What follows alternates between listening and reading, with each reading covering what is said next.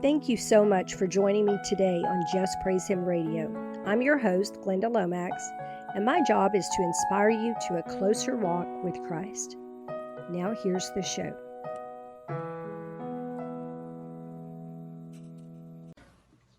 Hello, believers. Welcome to the Just Praise Him radio program. I'm your host, Glynda Lomax, and the title of my message today is What to Do When War Comes to Your Land. I have with me on the show my very good friend Manyrounds, who is going to share with us from his wisdom and experience as a military man and devoted man of God. But before I say anything else, I want to clarify something. On October 13th, I put out a message stating I might be creating a new website with a new URL, and that is true. The reason is not important.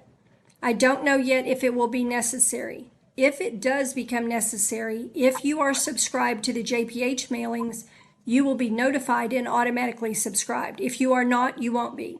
So as long as you are subscribed to JPH, you will keep receiving the mailings either way. Okay, moving right along. Let's talk about what to do if war comes to your country. Welcome to the show, Manyrounds. I'm so glad to have you today on Just Praise Him Radio. Well, thank you, Glynda. Thank you for having me on. You have a question? I'm sorry, go ahead. I'm sorry. I was just going to say you have some questions there, you said? Oh, yeah. We have all seen conflicts in the Middle East in our lifetimes. I've lived through many of them. They never really affected me too much. I would pray for the people and I would move on. But now I actually know some people in Israel who support JPH.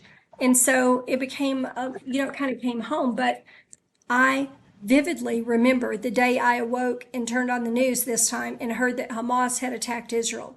In my spirit, I immediately knew this war was different, very different. So let's say you get up one morning and you get your coffee and hopefully spend time with the Lord, and then you turn on the news and you find out your nation is being invaded. War has begun, and this time it's at your doorstep. What would you do? I think the first thing that we do is we fight to stay calm. And I'm sure that will be a fight because we have never experienced war on our own soil here in America. We have only seen it from afar, on the TV, most of us. There are still some older folks who experienced the Vietnam War or Desert Storm, and they've seen real fighting, but not the majority of us. So we need to think ahead what we need to do. Because if you are thrown into a situation you have not thought out or planned for, especially a life and death one, our natural human response will be to panic and freak out. And that's not going to help you or your loved ones. So number one, try not to panic. Put on the coffee pot or the teapot, sit down, breathe, then pray. Pray for mercy for yourself and those you love. Pray. And make that cup of coffee or cup of tea and grab a pad and a pen. Manyrounds. What should our first steps be in this situation? We just turned on the morning news and we learned our country has been invaded overnight. Troops are running in on both coasts. Please tell us what we might experience at this point and what would be the wise thing to do. It was you who taught me, hey, stop and breathe, grab a pad and pen, make a cup of coffee, and think. I learned that from you. Well, that's pretty good advice. But I mean, that's, if the situation permits, but it's for many people, it's going to be suddenly they're just in it. They're already, they can, people especially live like on the borders, okay, and then some of the border towns. Yeah, people in Texas, New Mexico. Is it common for these things to happen at night, during the night? Because I'm wondering about that. Yeah, they may infill at night, but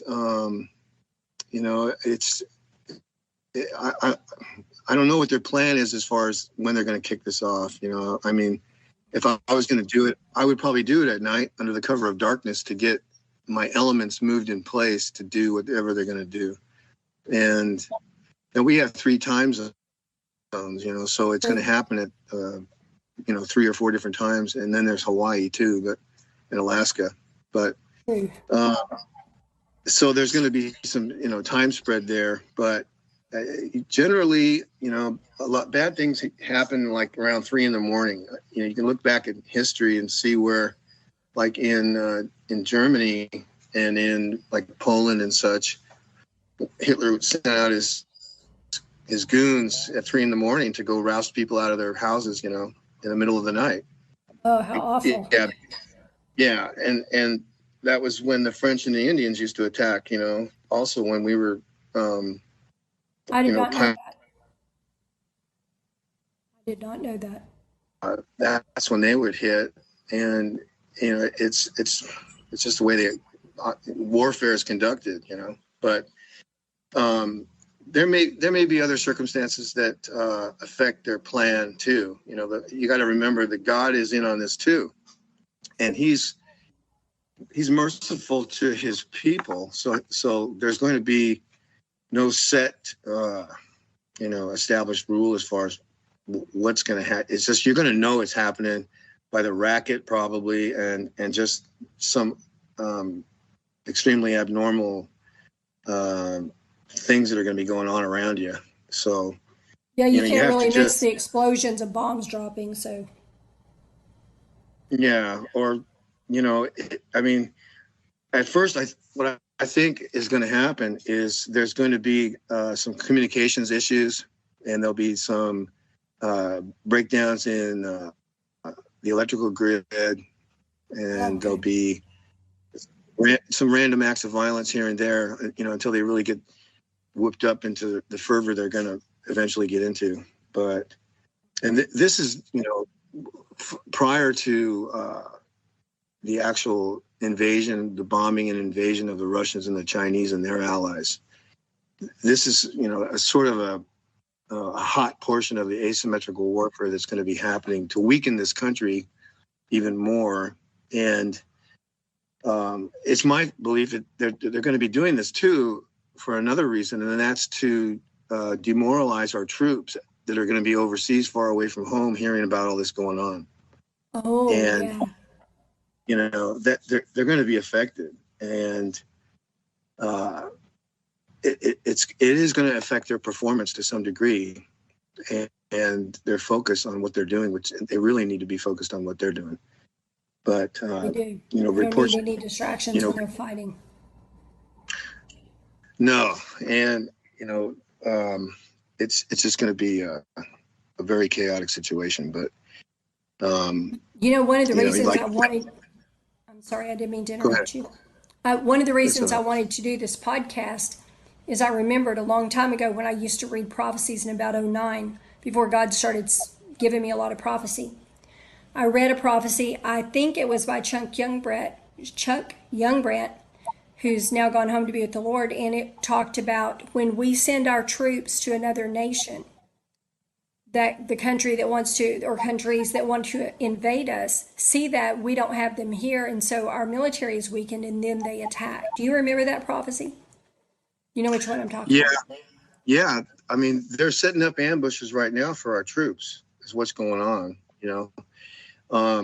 I was just listening to something that was on, I can't remember his last name, Stan from Prophecy Club. He has a site, and he was going over some prophecies about terrorist actions in this country that are prophesied to happen, right?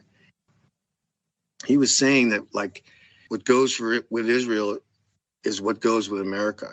And so if you think about that, they got attacked from their southern border. And we also are being attacked from our southern border. We're being flooded with all these people coming across the border. There's even more forces, that are coming in by the thousands and thousands. And where they're all going, is anybody's guess. But because our borders are just wide open. The door's not even closed. Yeah, I mean, they've been provided communications, cell phones, and some organization is doing it. I have no idea. It's some element within our country, our government, or some other private entity is providing these perks to these people coming in. Yeah, and they're giving them, locations to go to hang out until I guess they get the text message or whatever to go do their dirty deed. Yeah, I mean, not all the people that are coming over are bad people, but No.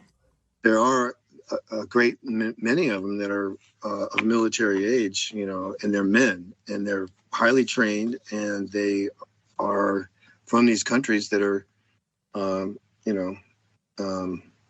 exercising their hatred against our country for, lots of reasons. But, the thing is that they're coming, okay, and they're here. Many of them are already here, and they're going to do what they're going to do when they get the word. So, Yeah. And God is not going to protect America from that because America turned from him years ago and has continued to go her own way. And he has said that. Right. He has said, Yep. I would have protected her, but I won't because she has defied me in every way. Yes. And no one can blame him. He was very long suffering with this nation. Right. think about, Israel is not, without sin in this whole thing either. I mean, that's one reason why he's judging them too, to some degree, but our judgment's going to be much more severe and, for lots of reasons, but, you can't kill 60 million babies and think that, the creator of the universe isn't going to see what's going on here, No.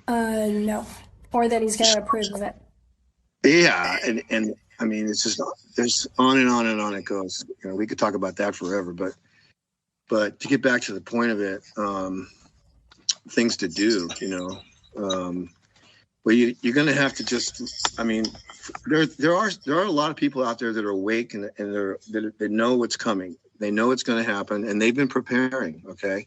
And because they took this seriously, because deep down in their soul, and in their prayer time, they've been shown things, they've been shown some things that don't jive with the mainstream media. Okay.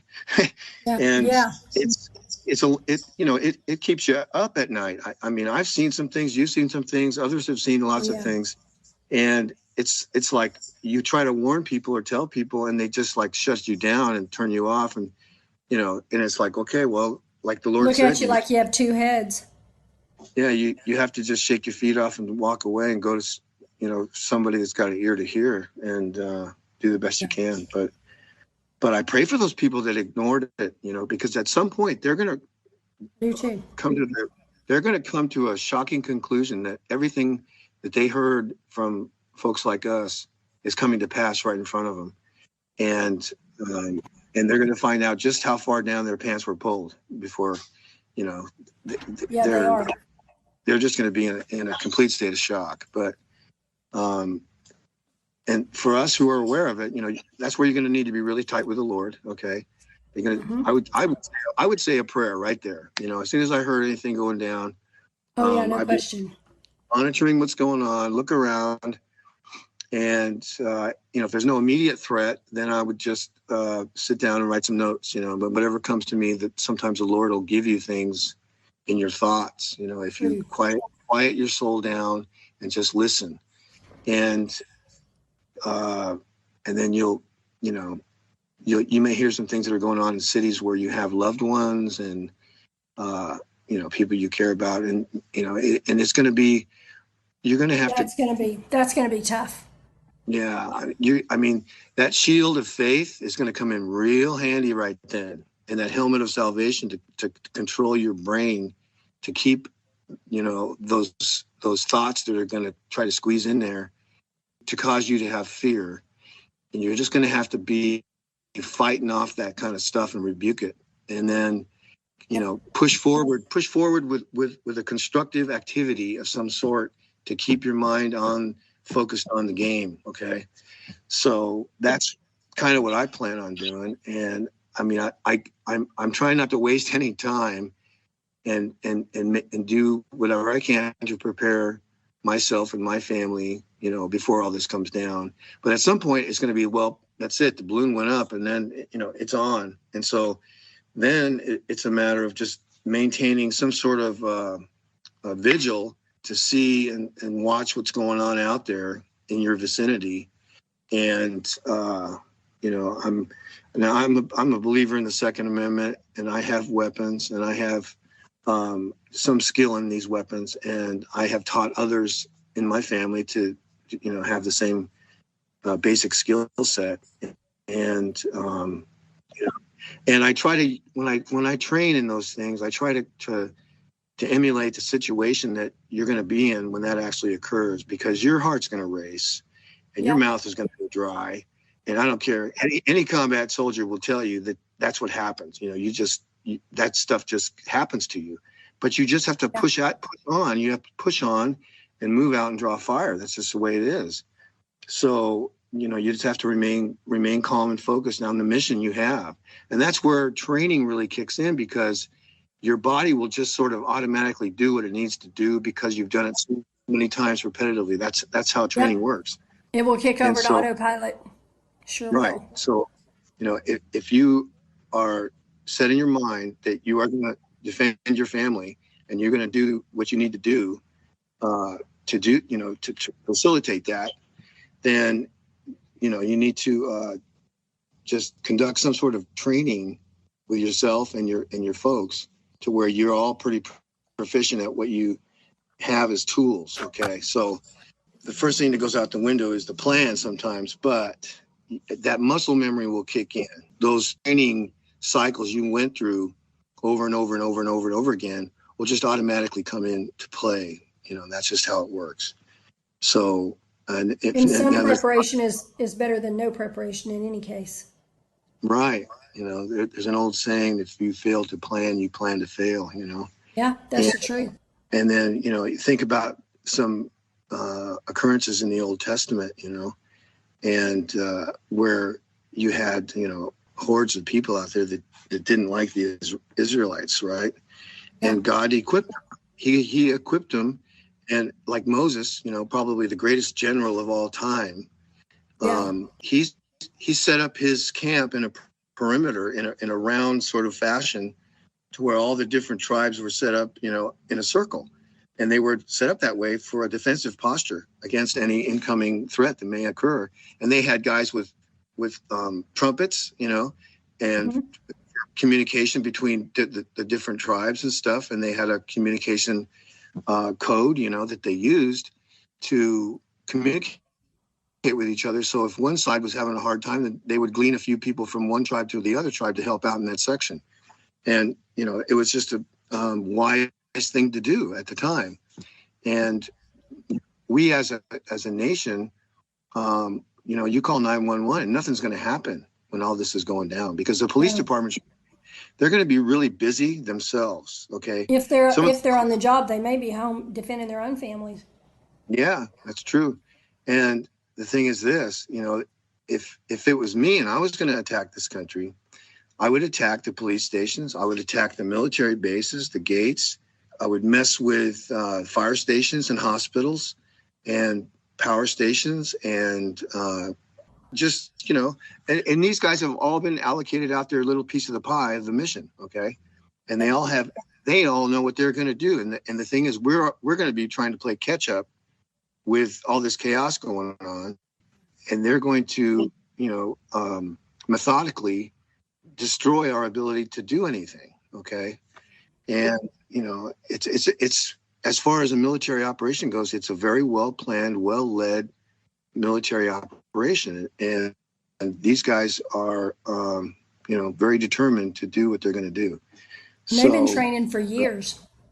Yeah, right. I mean, you've seen pictures on, on the TV or the internet or whatever of these guys. They're all, wearing their scarves and all that stuff, and they got their AK-47s, and they're all marching in step, and they're all practicing, jumping walls and going through doors and all this kind of stuff. Well, they're not doing that because they want to go come over here and have ice cream and cake, and they have these big swords, and they may use those as backup or some other purpose, but it's just part of their whole mental thinking, their processes.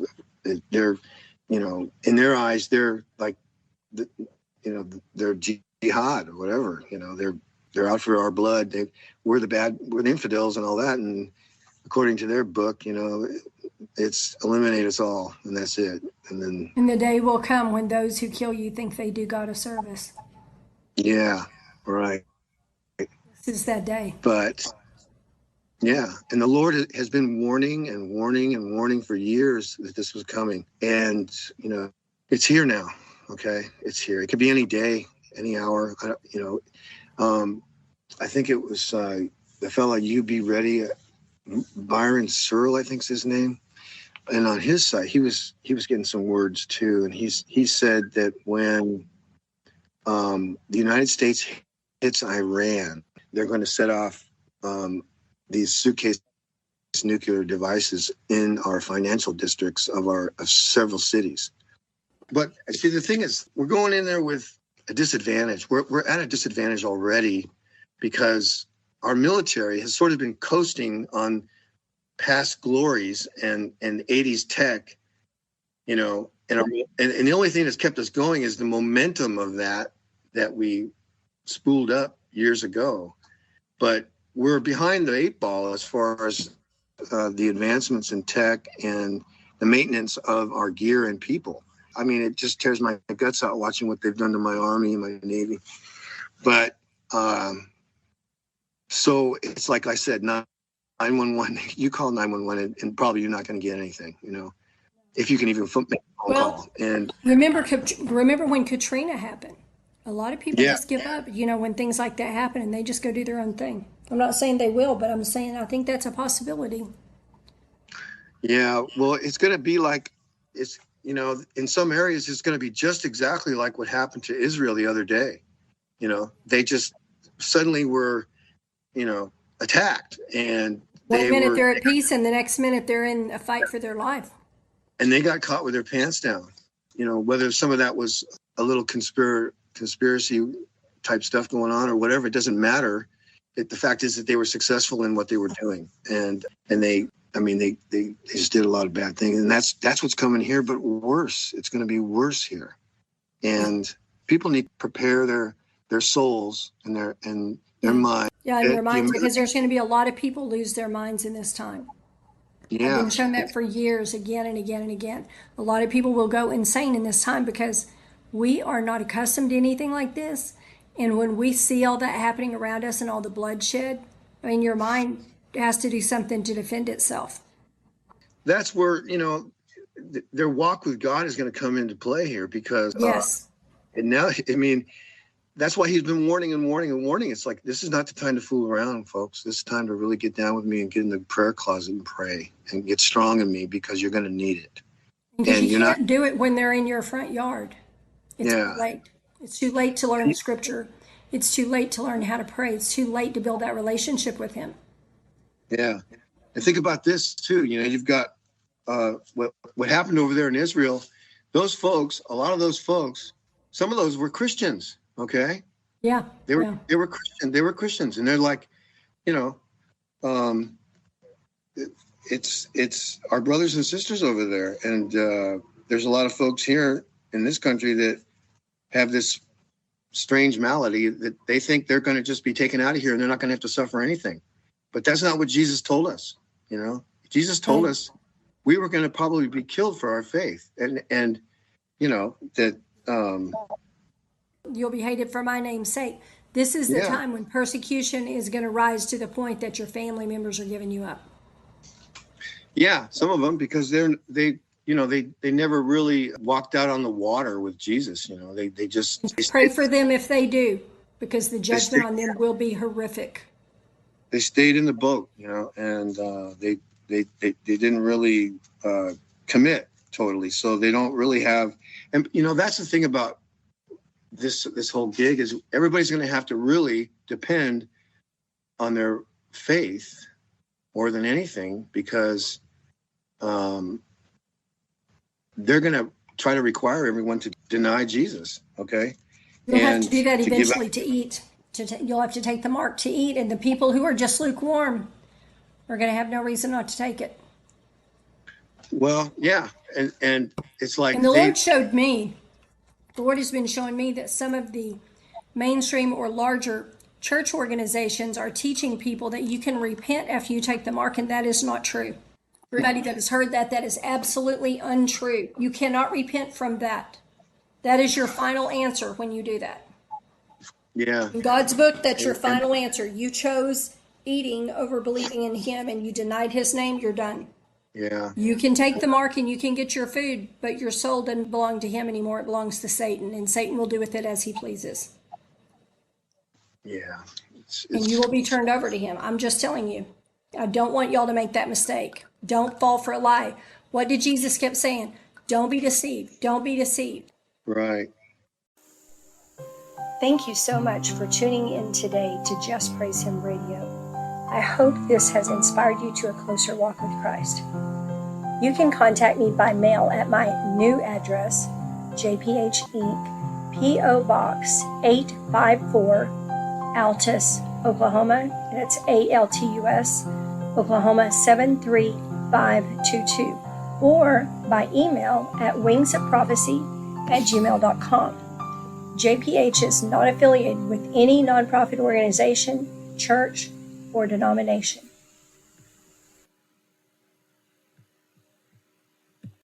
Listen to Just Praise Him Radio on WINB, 4 p.m. Eastern on Sundays and 9 p.m. Eastern Thursdays each week.